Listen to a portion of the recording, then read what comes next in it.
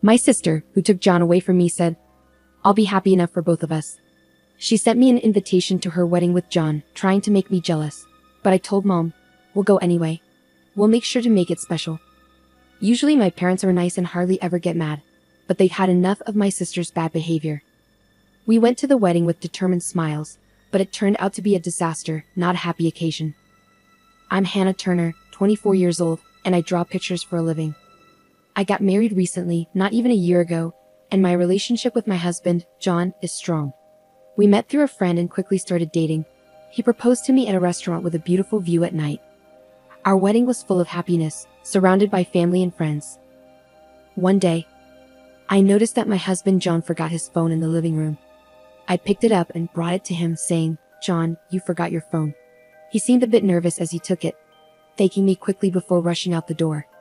His sudden rush left me feeling uneasy, and that feeling marked the beginning of my suspicions. After that day, John started carrying his phone with him everywhere, even at home. I found it strange, but I couldn't imagine John would cheat on me, right? We'd been getting along fine without any major problems. So I tried to convince myself that everything was okay. However, my trust didn't last long. While I was hanging up laundry, I saw a notification on my own phone. It was an email from an unfamiliar address. "Hey, long time no see. How have you been?" It seemed like it could be from someone I knew, but I heard about scams where people pretend to be friends, so I decided to ignore it. But then another message came through. "Hey, don't ignore me. I can see you read it. Ignoring your sister? That's just like you, always so mean." Right after I closed my phone, it rang, and it was another message from the same unknown sender, calling me their sister. Indeed, I do have a sister named Sally, but she's known for causing trouble in various ways. Sally, my sister, had a history of causing trouble, especially with money. She often borrowed money from friends and then disappeared without paying them back, leaving my parents and me to deal with the fallout. Because she was their daughter, my parents always ended up paying off her debts. On top of that, Sally had a habit of making complaints over the smallest things. She'd yell and be rude, even making people kneel down to apologize to her. This made her a difficult customer to deal with. Another problem was Sally's love life. She had a thing for men who were already in relationships, whether they were friends or family. She didn't care about causing tension between people, she just pursued what she wanted. Because of her behavior, I had cut ties with Sally since she left home. So when I received a message with the word sister on my phone, I felt uneasy. I debated whether to respond, but I ultimately decided to ignore it. Whether it was really Sally or someone pretending to be her, I didn't want to get involved. However, the messages kept coming until I finally opened one to block the sender. What I saw shocked me to my core. It was a message from Sally, saying that John was now hers and that I should hurry up and divorce him. There was even a photo of John and Sally together as proof. I didn't need any more confirmation, I knew it was true. I sat down, feeling dizzy with shock and disbelief. After Sally's message, John never came back home. Instead, all I got was a set of divorce papers filled out by him. My attempts to reach John were met with silence. Losing my husband in such a sudden way left me feeling devastated, angry, and emotionally fragile. Why, John? I cried for days. Once I had calmed down a bit, I decided to reach out to Sally. "What do you want? Let me speak to John. You've been ignoring me for so long, and now you contact me without even saying hello or apologizing. What's your intention?" I demanded. "Excuse me? You should be the one apologizing. Just send John back home for now." "No way. He doesn't want to come back. He says he loves me more than he ever loved you. And why should I apologize? It's your fault for not being able to keep him." No matter what I said, Sally wouldn't listen. I was already feeling terrible mentally, too exhausted to worry or think anymore. I realized it was pointless to keep arguing. Holding on would only make things worse. You know, if you're going to be angry at someone, be angry at your own lack of charm, loser. After that conversation, I shut off my phone. I was done dealing with Sally and had lost all affection for John, who had chosen her. Before I knew it, I had signed the divorce papers, and just like that, my once happy marriage was over. My life became a mess after that. Maybe because of the emotional damage, I struggled to eat and felt more tired than usual. I looked so worn out that my coworkers started to worry. Despite trying to reassure them with a smile, it felt like my body and mind were reaching their limits. Eventually, I collapsed at work and woke up in the emergency room. My parents and a close coworker were there beside me. Hannah. Can you recognize me, Hannah? Their voices brought me back to reality. Looking around, I realized I was in hospital, remembering what had happened. Oh, I collapsed, didn't I? My dad sighed with relief. We were so worried when the hospital called. Are you working too hard? He asked. But deep down, I knew it was the stress from John and Sally. Maybe, I muttered, and my mom quickly called for a nurse to get a doctor. After a checkup, they decided to keep me in the hospital for observation. Are you eating properly? Getting enough rest? My dad bombarded me with questions, clearly worried. I assured him I was okay. My mom asked him to buy some drinks and snacks for me, and he agreed, leaving the room. Hey Hannah, something's not right, is it? Natalie said. You've seemed really tired lately, and this is so unlike you. They say women have strong intuition, and Natalie seemed to have it. I sighed and opened up to them about everything that had been happening. I ended up crying while explaining, realizing I had reached my breaking point without even realizing it. I thought I could handle it all, but it turns out I didn't understand myself as well as I thought. As I tried to laugh it off, my mom squeezed my hand tightly. I had no idea all of this was going on. Why didn't you tell us sooner? This is the first time I'm hearing about the divorce. I'm sorry to say this in front of you, Mom, but is Sally out of her mind? I can't believe it. Both of them expressed their anger towards Sally, and I could tell they were genuinely worried about me. I didn't want to cause trouble or worry anyone, so I tried to downplay the situation. I felt embarrassed, and part of me believed what Sally had said might be true. Maybe it was my fault for not being more appealing.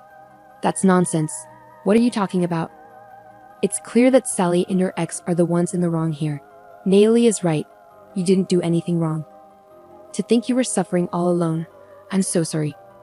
Both of them looked like they were on the verge of tears. I regretted not relying on the people around me more. My mom suggested that I come back home for a while considering my mental and physical state, and after the doctor also recommended rest. Natalie took care of the paperwork at work with my medical certificate.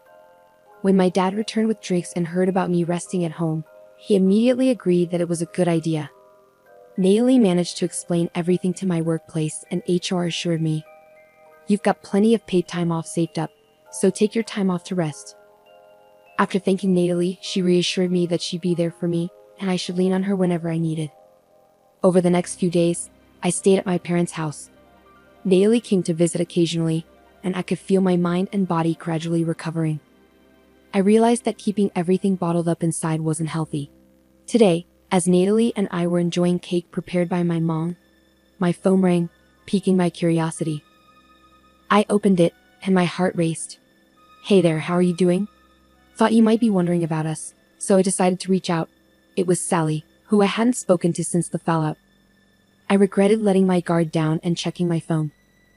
Natalie noticed the change in my expression. "What's wrong? Are you okay?" Yeah, I'm fine," I replied, but it was clear something was off. Natalie asked if she could see my phone. I didn't want to worry her, but I had just realized that bottling things up wasn't good. So, I nodded and handed her my phone. Natalie looked puzzled as she read the message. "What's this? Is she picking a fight? This is Sally, right?" I nodded in response, and Natalie closed the phone. "Just ignore it. Actually, let's block her." "No point in dealing with someone like this," she suggested, and I agreed. Opening my phone to block Sally just then, another message from Sally came in. "We've been living together smoothly since then, and guess what? I got pregnant." You might be thinking already, but nope. John and I started our relationship 6 months ago. The word pregnant made time stop for me. We had been trying to conceive during our marriage. "It would be great if we could be blessed with our baby soon," we used to say. Reading this message hurt deeply. Tears started flowing, and Natalie, seeing me cry, took the phone from my hand. After reading the message, she yelled, "What? I can't believe this. I'm so mad I could explode. We should sue them." Suing was something I had considered when I first received the message, but now, I didn't have the energy or will to pursue it. "I just don't want to deal with this anymore," I muttered, and Natalie calmed down. "Sorry, I got too emotional." "You're right. It's best not to get involved." Natalie's comforting back rub felt so kind, and I cried a bit more. Then my mom came into the living room, having seen what happened. "Hey Hannah, actually, I haven't told your dad about this yet." I understood what that meant. Knowing this would infuriate my dad. "But I think it's time we told him." My mom's solemn words struck me deeply. I took a moment to think. "I also believe it's time to talk about it. This is just too much," I concluded. Natalie's words convinced me too. So I decided to let my mom talk to him. My mom said she would talk about it, so I decided to leave it to her. After Natalie went home and it got dark, my dad came back from work. He said it smelled good in the house and asked what was for dinner. I welcomed him home, and he seemed happier since I returned. Mom said Dad's mood had improved, and she was glad I was back. Her words made me really happy, knowing I had a place where I felt calm. But today, Mom looked serious when she talked to Dad. She said they needed to discuss something important, and Dad understood, becoming serious too. Then Dad mentioned it was about me, and I could see kindness in his eyes, which almost made me cry. After explaining everything to Dad, he seemed calm but a bit angry. He told me not to block Sally yet, even though I didn't have to read her messages. He must have had his reasons. Mom usually followed Dad's advice in situations like this. Dad also suggested letting Natalie know about it. I understood and agreed. Both Mom and Dad reassured me that everything would be okay and that they were here for me, along with Natalie. Their kind words and smiles made me feel so relieved and happy that I ended up crying. Seeing this, both my parents laughed, and my heart felt warm. That night, I told Natalie everything, and she said, "It's wonderful you have such supportive parents, and remember, you've got me too." I gazed at the stars, feeling comforted. After talking it over more, I decided to move back home. That meant going back to my parents' place since it's close enough to commute to work from there. Natalie thought it would be better for my mental well-being to be away from a house full of painful memories. Since I was the one on the rental contract, I handled canceling it and sent John's stuff to his parents' house. On moving day, I sorted out mail forwarding at the post office and completed the move smoothly. I bid farewell to the landlord with a smile, leaving on good terms. Back at my parents' place, I settled back in and returned to work. My coworkers had been concerned, but now I could genuinely tell them I was okay with a smile. My boss reminded me not to push myself too hard, which made me appreciate my workplace even more. A few months later, I returned home. When I got there, my mom had a serious look on her face. She said we needed to talk and asked me to come to the living room after changing. I sensed something was wrong from her expression. After changing, I went to the living room where my parents sat, looking puzzled over a letter. I sat down in front of them, and they showed me the letter. It was an invitation to a wedding, but what could be the problem with it? I asked if I could see it, and my dad said yes. When I looked at it, I saw it was from Sally and John. I was shocked. "What?" I couldn't believe it. "You filed a forwarding address because you moved, right?" my dad asked. "Yes, that's right." No wonder both my parents looked worried, but surprisingly, I felt calm. If this had happened before, I would have been really shocked, but now, I just felt disgusted. "Are you okay?" my mom asked, concerned. Dad was also watching me. "Somehow, I'm better than I expected. I just feel disgusted. I wonder how far they want to go to insult me, right? Even if she's my daughter. This is too much for me to handle," I said. I'm glad Hannah isn't as shocked as we thought, but this is still unacceptable. I could see my parents were angry for my sake. I'm grateful for my parents who are standing up for me. The invitation was addressed to me. "Do I have to go?" I asked, feeling uncertain, and my parents looked at me with determination. "Mom and I will go. We'll show them what hell looks like." It was unsettling to see my usually gentle parents so angry. "But the invitation is addressed to me," I pointed out. "Well, we're the parents of the bride. It would be rude not to attend, right?" my dad reasoned. "Exactly. It's our daughter's wedding. We're looking forward to it," Mom said with a smile, but her eyes didn't match her expression, making me nervous. Dad brushed off my concerns and kept getting ready. "I hope it's okay," he said, ignoring me. I heard a car pulling up, so I went to check if they had called a taxi. But instead, I found Natalie stepping out of a familiar car. "Natalie, what are you doing here?" I asked in surprise as I opened the door. She looked stunning in her party dress. "Good morning. Are your dad and mom ready?" she asked, ignoring my question. "Wait, am I attending the wedding too?" I was shocked by her statement. When my parents came out, I asked them what was going on. It turned out that one of John's relatives was a friend of Natalie's. Upon hearing about the situation, she was invited to attend as his relative's girlfriend. My parents didn't object. In fact, they seemed excited about going together.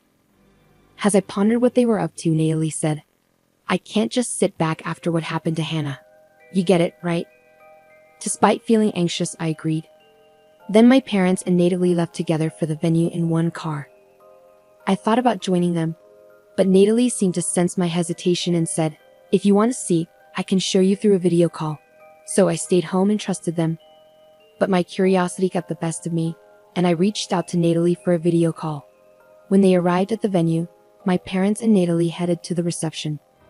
Natalie was on the guest list, thanks to John's relatives' arrangement, but my parents weren't listed since they weren't officially invited. The receptionist went to check their names, and that's when Sally showed up. Sally was surprised to see my parents and couldn't hide her confusion. "Why are you here?" she asked. "Well, we're the parents. It's only natural for us to come," my parents replied.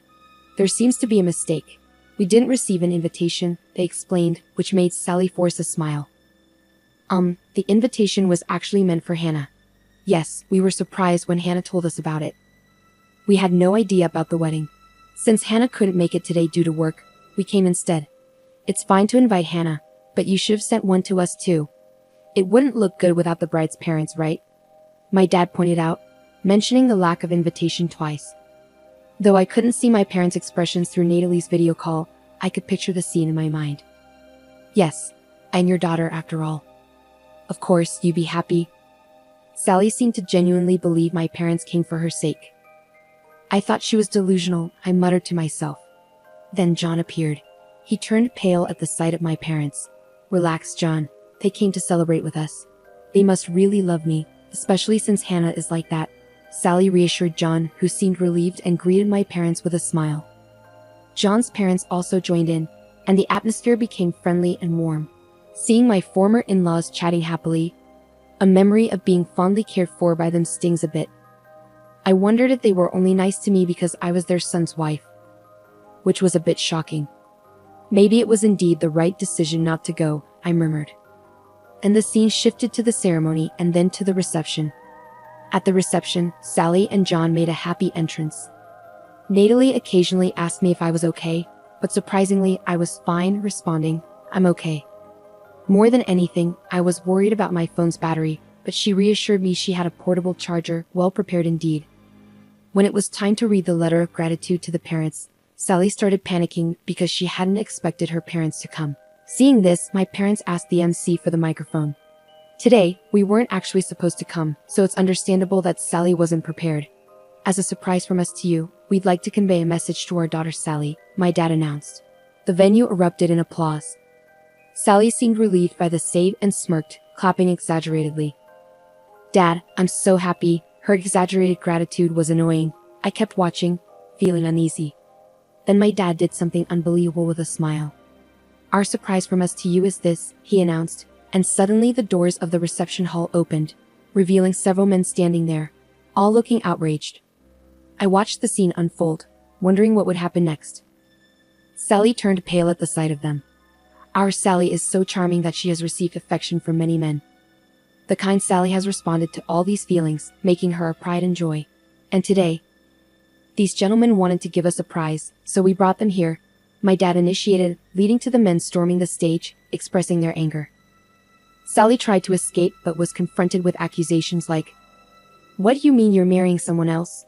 How much do you think I've spent on you? Pay back the money you borrowed." Sally turned pale and was nearly in tears watching this.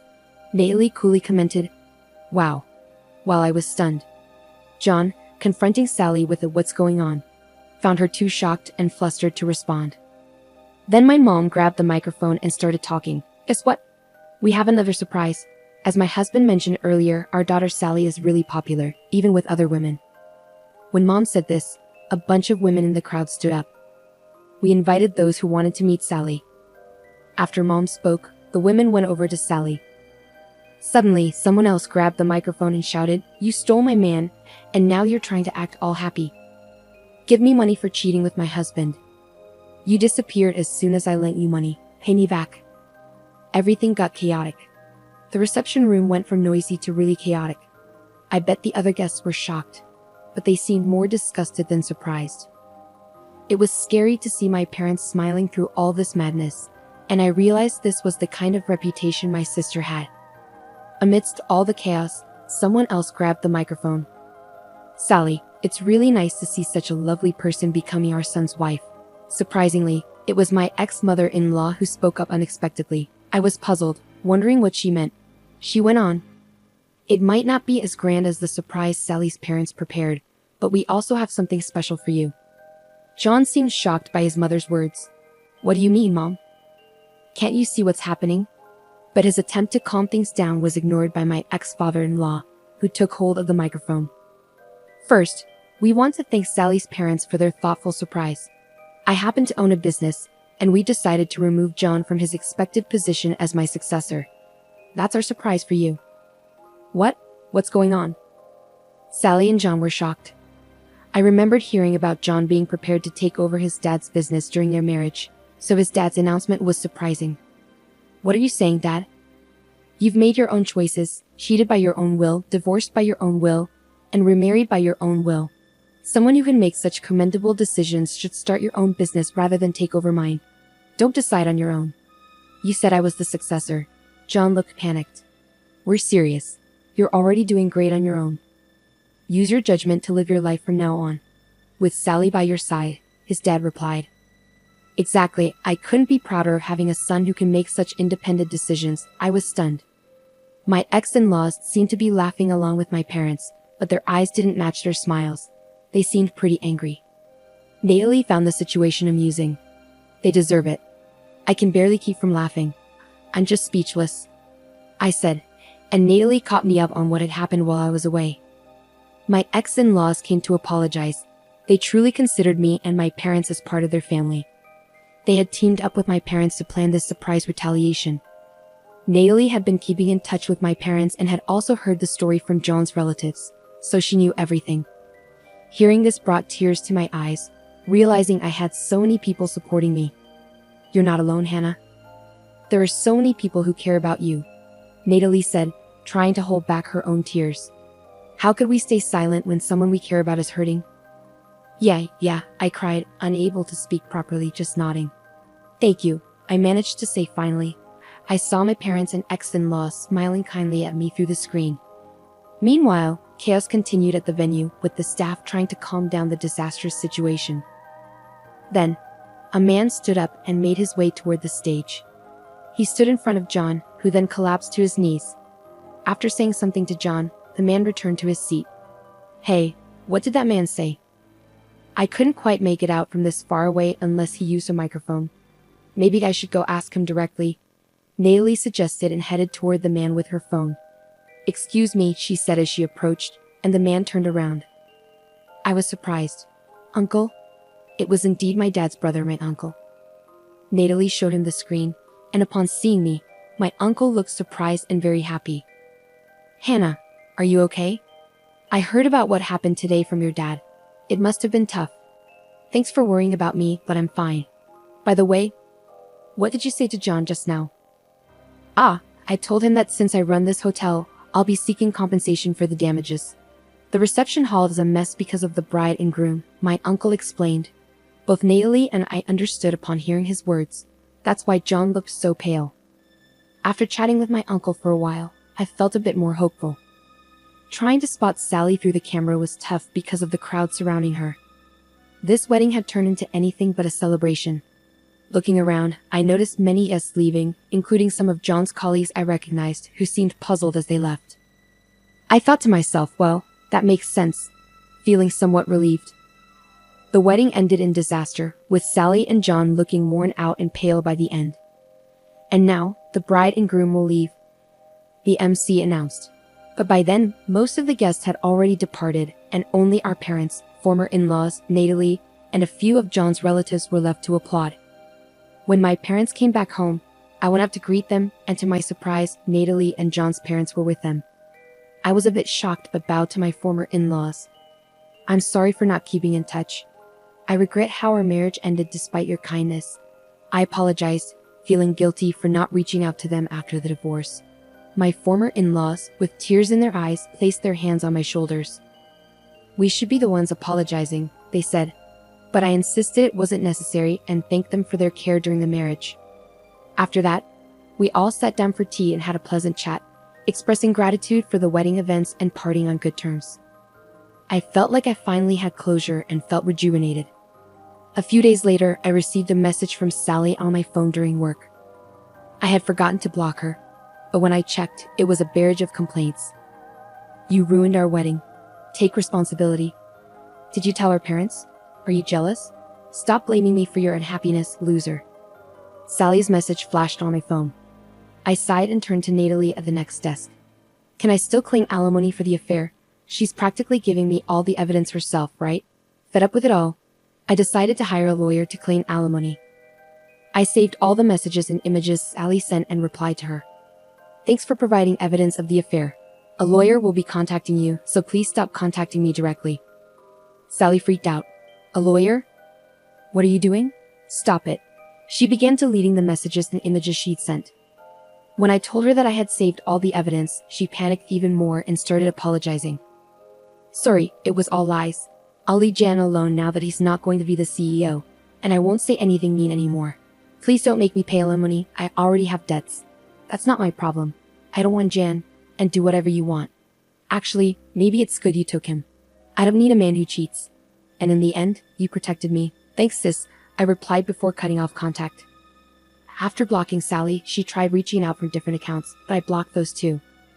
I quickly consulted with the lawyer I was referred to, and they acted swiftly upon receiving the evidence. Soon after, I started getting messages from John. It seemed things weren't going well with Sally.